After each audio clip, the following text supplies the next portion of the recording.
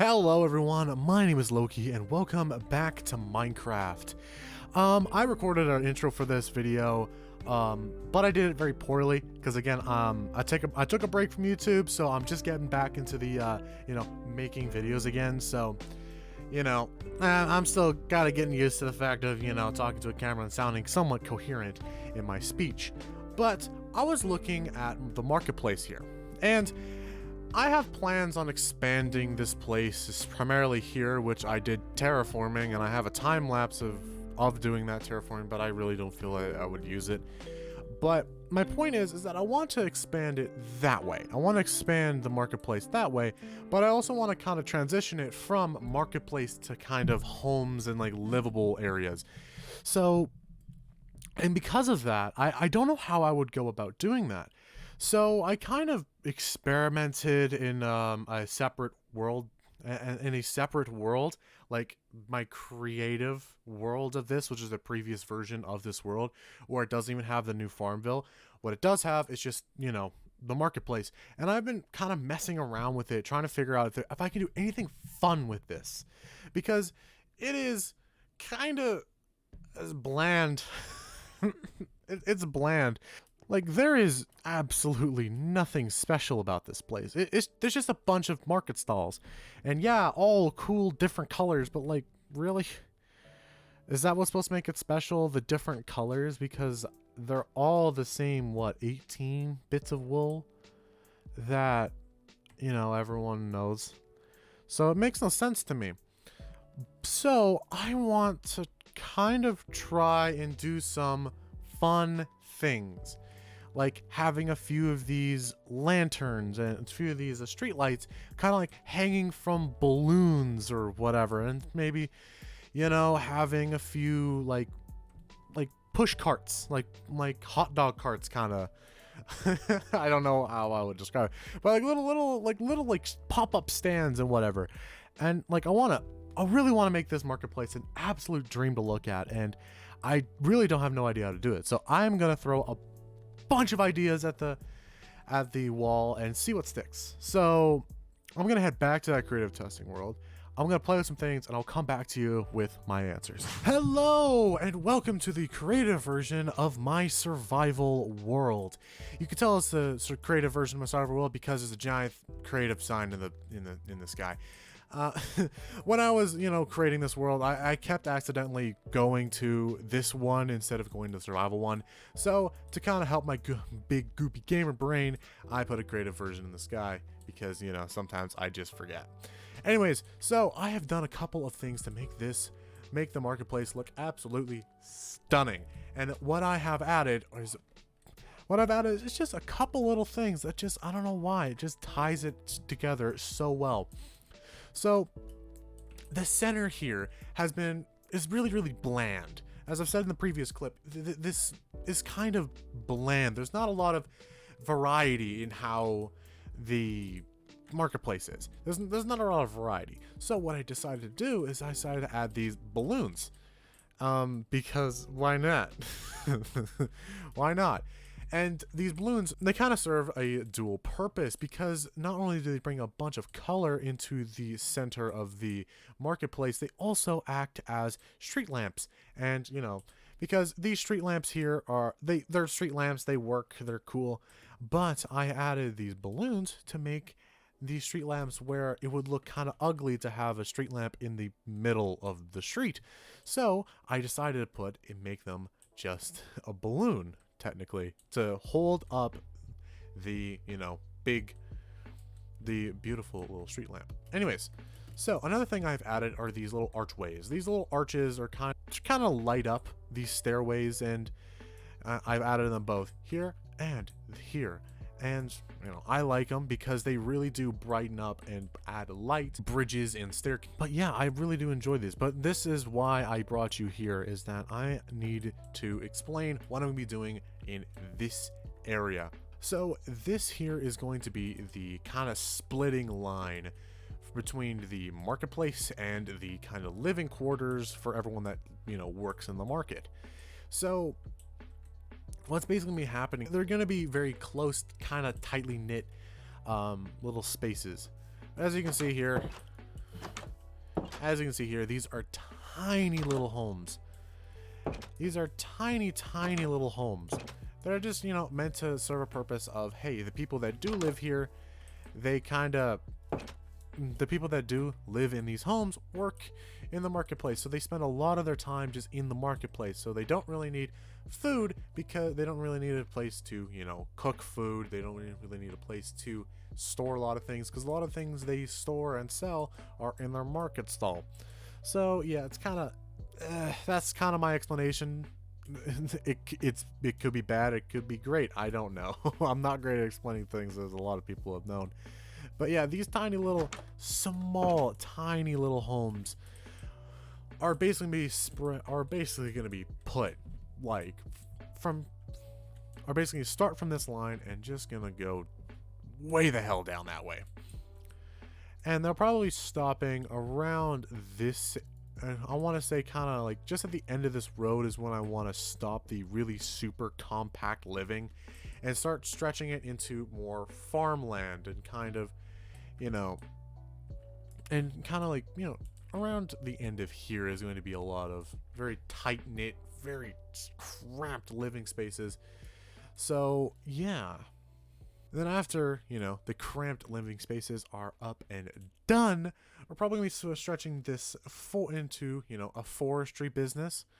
You know, there's a forestry lodge, like lumberjacks, people that, you know, that their job is to be lumberjacks. I don't know where I'm going with this. And then the farmland probably is going to be going to around where the mine is. I don't remember if I actually said this. I do remember if I said this. So where the mine is going to be is that there's going to be the mining kind of outpost, where it's a fair ways from the market, but it's still a very kind of direct kind of line between the mines and the marketplace. As well as we're going to have to sadly say goodbye to Farmville. Now, yeah. So what we're going to do is we're simply going to transfer a lot of the stuff that I've done in this creative testing world into my survival world. Like, for example, the balloons, the arches, and we're going to be doing a time lapse of these homes. Because I have a lot of the materials already. Because, you know, I had to get a lot of those materials to build these big houses here. So it makes sense. It makes sense to just, you know, jump right into a time lapse of me putting all this to work. You know, yeah. So that's what we're gonna be doing. So, anyways, let's hop right into that very time lapse. Hi, editing future me here. So if you want to catch these time lapses live, I do stream them on twitch.tv/IronLordLoki. Link in the description if you really want to, you know, check me out whilst I do all these things live. Anyways, enjoy the time lapse.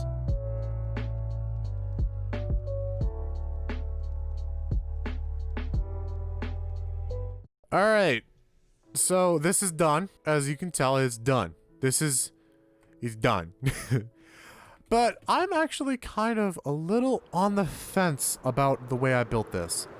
So if you actually look of how like tightly packed this is, like if you are like if you live in here, like for the villagers that live in these houses and like, you know, the village people that live in these houses, this is super tightly cramped. This is super cramped. There is a basically house every couple of blocks. It is super ultra cramped, which was kind of the thing I was going for. But the one problem that I kind of have now is that it is exactly what I want. You know, this is what I wanted. But now it's looking a bit bland. The very thing I'm trying to combat of blandness, because it's just two houses with different woods and bases. It looks very, doesn't look very colorful. It looks very gray. And I mean, that's the kind of look I'm trying to go for with this city. It's supposed to be kind of more of a, you know, it's supposed to be like a bustling medieval city. And when the hell did you see a bustling medieval city that wasn't with three colors of brown, gray, and like maybe like some other color? Like that's just kind of their thing. It's just wood and stone. But yeah, I don't know how I'm going to make this look very nice. And I also still have no damn idea how I'm going to do the rest of this world, because I don't know what I'm going to do with this forest. I don't know what I'm going to do with that forest over there, if, you know, my render distance would actually play with me today. But, like, I don't know what to do with that forest. I don't know.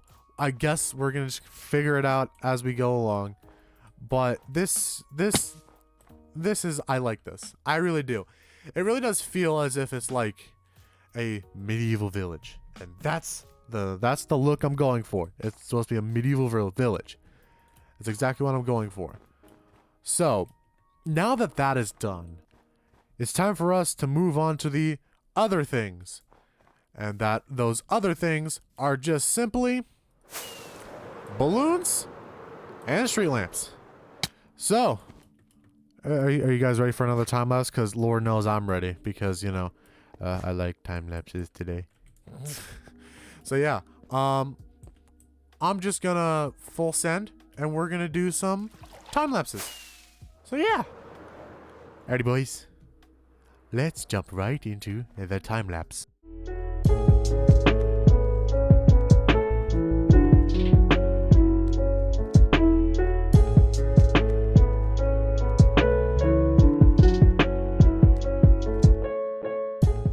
So yes, hello.